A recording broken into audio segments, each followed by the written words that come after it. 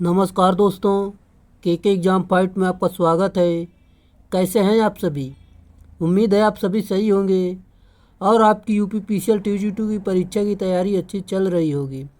दोस्तों, यूपीपीसीएल टीजी2 की परीक्षा को ध्यान में रखते हुए हमने इलेक्ट्रिशियन थ्योरी से कुछ महत्वपूर्ण प्रश्नों की सीरीज स्टार्ट की है, जो कि दोस्तों ये प्रश्न यूथ कंपटीशन के बुक से लिए गए हैं। दोस्तों, ये विभिन्न एग्ज़ामों में पूछे गए प्रश्न होंगे, जैसे कि इसरो, डीआरडीओ, एनपीसीआईएल, यूपीपीसीएल टीजी2 आदि के लिए ये महत्वपूर्ण साबित होंगे। चलिए दोस्तों, आज का हमारा जो टॉपिक है मशीन कंट्रोल पैनल से जो प्रश्न बनते हैं उनसे ये प्रश्न हैं। चलिए इनको शुरुआत करते हैं, आपका ज़्यादा टाइम ना लेते हुए। आज का हमारा पहला प्रश्न है, जो कि यहाँ पर दिया गया है। एक इंडक्शन मोटर ड्राइव के लिए परिवर्ती वोल्टेज परिवर्ती आवृत्ति की आपूर्ति के लिए यदि रेक्टिफिकेशन अनियंत्रित है तो वोल्टेज और फ्रीक्वेंसी निम्न में से किस से नियंत्रित किए जा सकते हैं? राइट आंसर दोस्तों option number B, pulse width modulated inverter से नियंत्रित किए जा सकते हैं।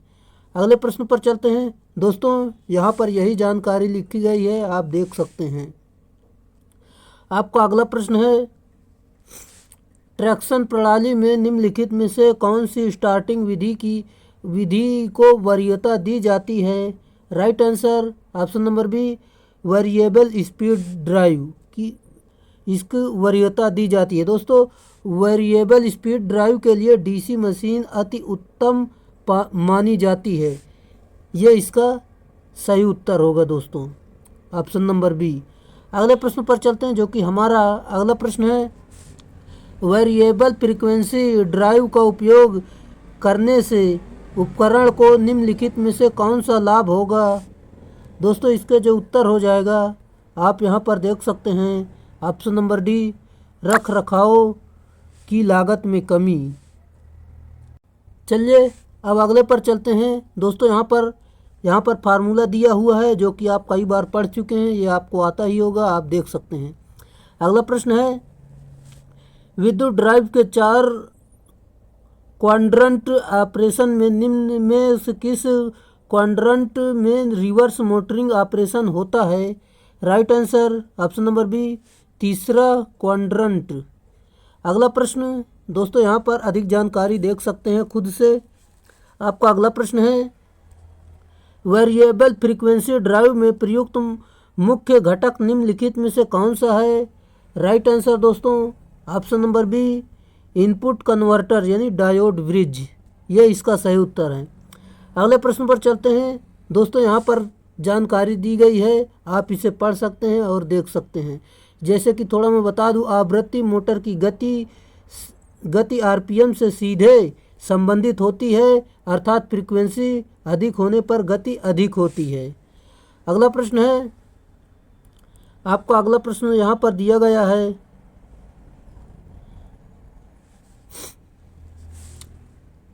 वीवीवीएफ स्पीड कंट्रोल विधि इंडक्शन मोटर के लिए व्यापक रूप से प्रयुक्त की जाने वाली विधि है।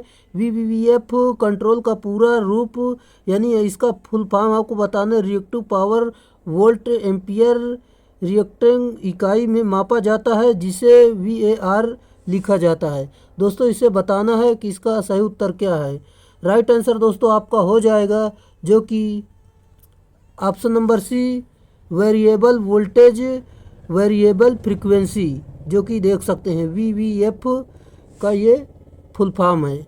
अगला प्रश्न पर चलते हैं, जो कि आपका अगला प्रश्न है, वेरिएबल फ्रीक्वेंसी ड्राइव एक 3 फेज इंडक्शन मोटर से जुड़ा हुआ है, क्योंकि दोस्तों इसमें बताना है इसमें कौन से आपके सही होंगे। इसमें मैं आपको बता दूं तो ऑप्शन नंबर बी, यह दूसरा दोस्तों, यह उच्च पावर फैक्टर प्राप्त करती है, और जो इसमें से सही है, यह स्टार्टिंग करंट को कम करती है, और जो इसमें है इसका स्थापन सरल है। दोस्तों, ये इसके सही होंगे। चलिए अब चलते हैं, आपको यहाँ पर मैं ऑप्शन में दिखा दूँ तो आपका ये सही होगा, ऑप्शन नंबर डी, 2, दूसरा, तीसरा और पांचवा, जो कि दोस्तों देख सकते हैं। और अधिक जानकारी के लिए यहाँ पर देख सकते हैं, उच्च शक्ति गुणक यानी पावर फैक्टर प्राप्त करती है। यह प्रारंभिक धारा को कम करती है जिसे बलाघूर्ण प्राप्त होता है। इसका स्थापन सरल है। अगले प्रश्न पर चलते हैं, जो कि आपका अगला प्रश्न है। कंट्रोल पैनल लेआउट में इलेक्ट्रोमैग्नेटिक इंटरफेस EMI को कम करने के लिए सबसे कुशल उपाय कौन सा है? राइट आंसर मेटल रेसवे, ये इसका सही उत्तर होगा।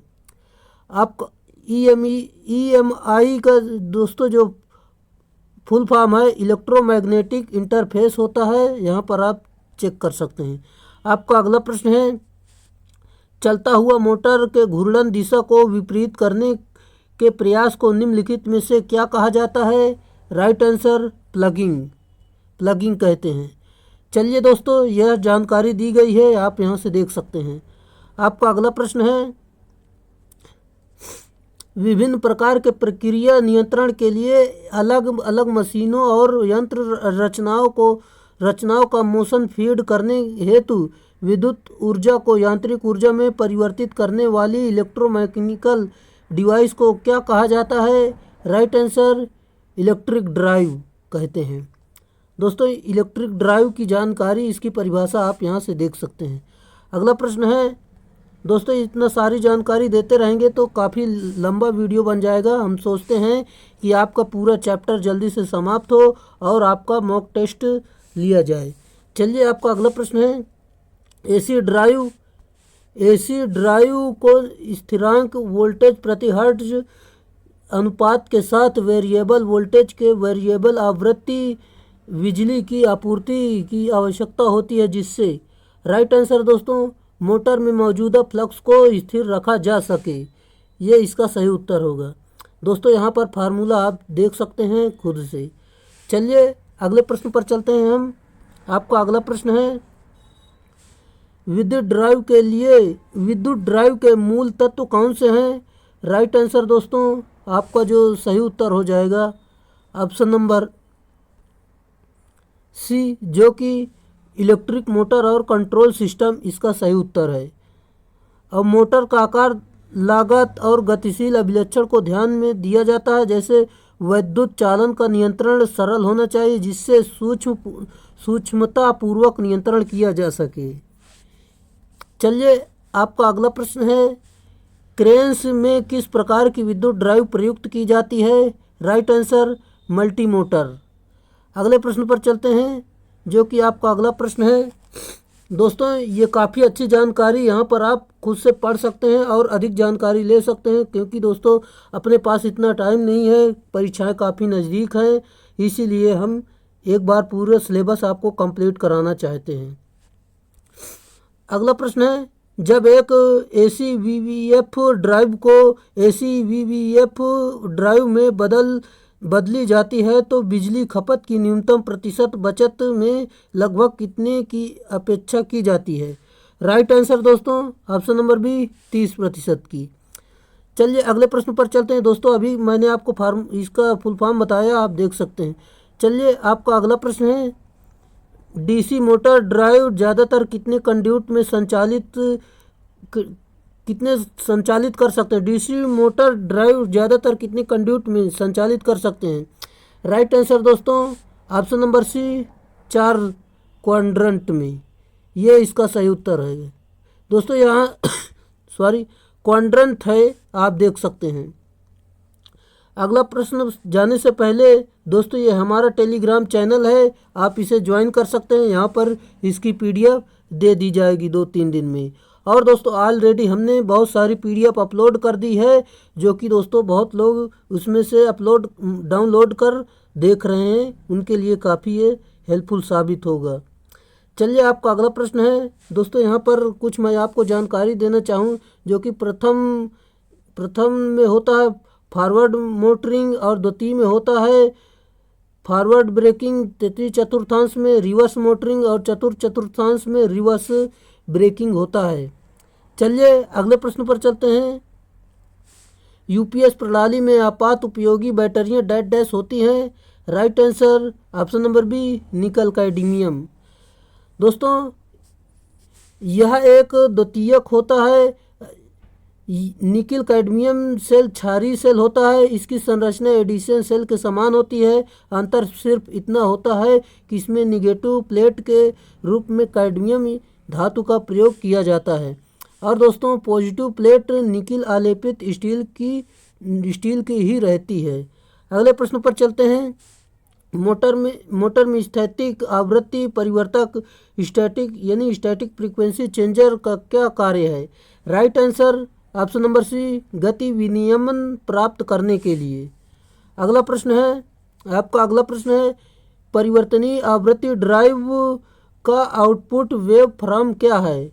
राइट आंसर दोस्तों option number C, pulse width modulated sine wave. अगले प्रश्न पर चलते हैं जो कि आपका अगला प्रश्न है। यहाँ पर थोड़ा कम आपको दिखाई दे रहा होगा, मैं आपको बता देता हूँ। वाहनों के डैशबोर्ड तथा वैद्युतिक मशीनों के नियंत्रण पट में समानता यह है कि दोस्तों इसका जो सही उत्तर होगा ये दोनों में उच्च वोल्टता उपस्थित रहती है। अगले प्रश्न पर चलते हैं जो कि आपका अगला प्रश्न है। 3 फेज विद्युत वितरण पट में प्रयोग किए जाने वाले वोल्ट मीटर का परास होता है? राइट आंसर 0 से 500 वोल्ट। अगले प्रश्न पर चलते हैं जो कि दोस्तों आपका अगला प्रश्न है। नियंत्रण पट में बल्ब पायलट लैंप एलईडी का प्रयोग डैश के रूप में किया जाता है? राइट आंसर सूचक युक्ति। अगले प्रश्न पर चलते हैं। विद्युत वितरण उपकेंद्र के नियंत्रण पट में डिस्टकारी का प्रयोग किया जाता है? Right answer option number B, AC मापक यंत्रों को डीसी मापक यंत्रों में परिवर्तित करने के हेतु रेक्टिफायर का प्रयोग करते हैं। अगले प्रश्न पर चलते हैं जो कि आपका अगला प्रश्न है। दोस्तों यहाँ पर अधिक जानकारी देख सकते हैं जो कि दोस्तों यहाँ पर वही जानकारी दी गई है।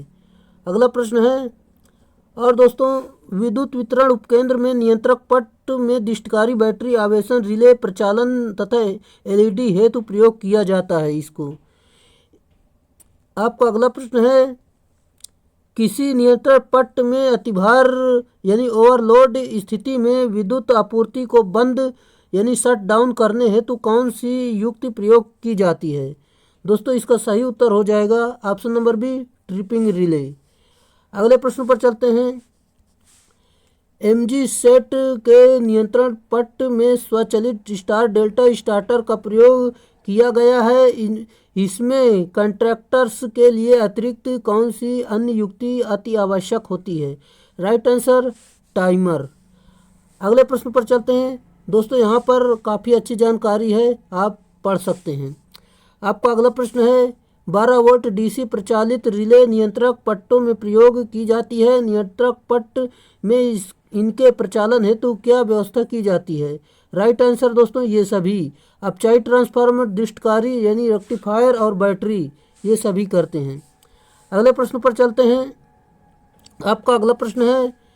शेपर स्लॉटर आदि मशीनों में कटिंग टूल का एक दिशा में प्रचालन समाप्त हो जाने पर मोटर को ऑफ करने तथा विपरीत दिशा में प्रचालन करने के लिए क्या युक्ति अपनाई जाती है? राइट आंसर दोस्तों option number C, limit switch तथा कंडक्टर का प्रयोग करते हैं। अगले प्रश्न पर चलते हैं जो कि आपका अगला प्रश्न है। कई केबल्स को सटाकर स्थापित करने के लिए रेसवे प्रयोग की जाती है। रेसवे का अनुप्रस्थ काट डैश होता है।